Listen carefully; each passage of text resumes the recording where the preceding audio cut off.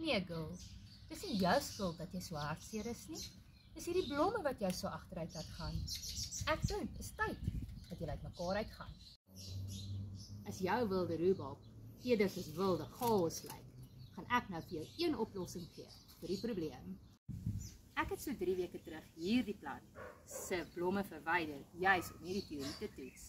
En soos jy kan sien, die blare het nog nie heeltemal herstel nie, maar hy lyk beslis groener as die ander een. Hier is die een met die mooi groen blare en reg langs hom staan die een wat ons vandag 'n trim gaan gee. Kom girl, dis tyd vir 'n trim.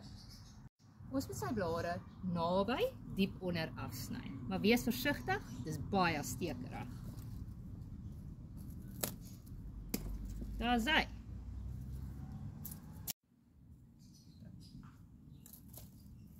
Party is nogal dik en dis juis hoekom hulle al die blare se energie vat.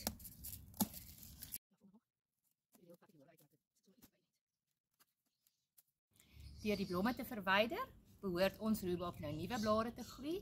Die blare behoort ook reg te kom. So kom kyk weer en kyk hoe doen sy.